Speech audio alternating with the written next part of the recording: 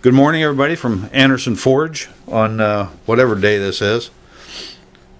About the end of the first week of January 2019. Anyway, something a little different to show you. Something I have not done for a while. Anybody that I guess maybe might be familiar with me, we toss that term around like we think everybody follows this, but most people don't. This will be new to a lot of people, and I'm new to a lot of people all the time. But I've been making San-Mai for about 10 years. I guess about 10 years.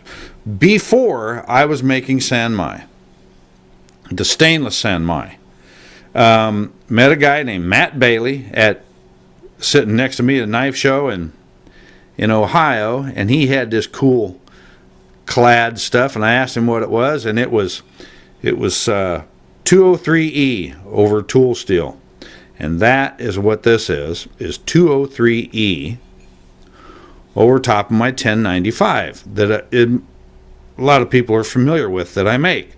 But this has got some neat alloy banding, which when etched really has a unique character to it. I hadn't made any of this for a while, so I thought I'd give this a try. So this is 203E clad over 1095. And you see these little spots in here. That's actually hamon. Some people don't consider very much that when we put these non-hardenable jackets on top of our San-Mai, I don't know if you can see that this is 3 pieces here. And I'm really trying to figure out the best way to showcase my knives. And I've really come to discover that the cameras that I use are adjusting their colors and temperatures and so forth according to the background and not the knife. So I'm trying to confuse the camera here and see how this edits out. But this is what I was saying was the jacket on, if it's an unhardenable jacket on a tool steel, which we use a lot, like stainless, and here this, sometimes wrought iron, actually works like clay that you would be using if you were trying to intentionally make a hamon.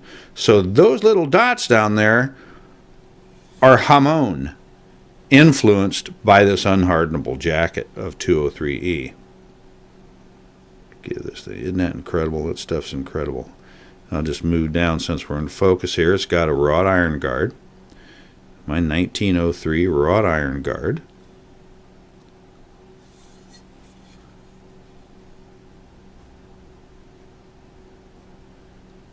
Come on.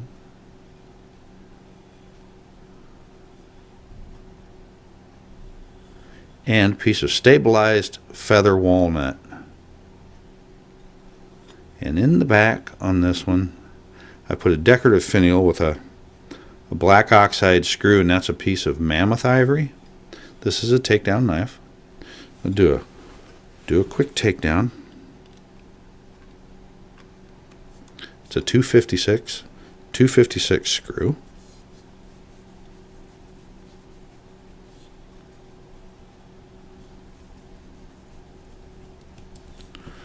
That is screwed in. Oop, there goes the ivory. And that 256 screw is into a threaded finial.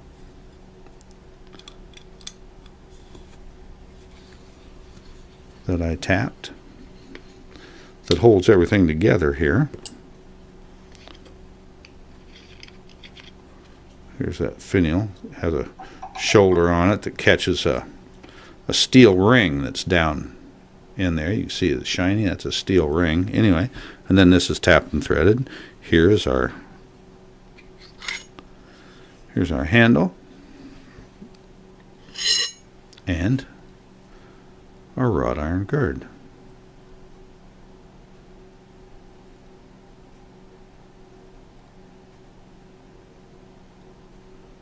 Wrought iron can really be some cool stuff.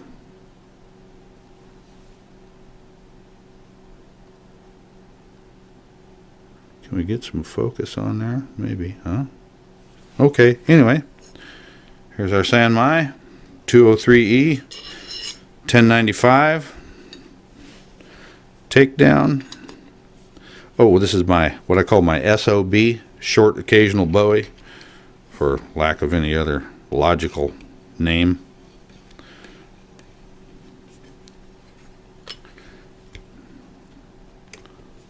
Come on, there we go. Now this might be, you can see that this piece of ivory is tapered, and that's because it's shaped to fit the contour of the handle, which is rounded, right? So you got to get it kind of, I missed. If you diddle with it just right. Got to diddle with it. There we go. That's not too bad. I can do it a little bit better than that. Maybe if I had the screw in it, I could hold on to it better. Anyway, there, that's not too bad. Now, of course, my screw is lost on the... Swear to God, I lost my screw. No, there it is. And it's a black oxide finish 256 screw. It's got a Torx head.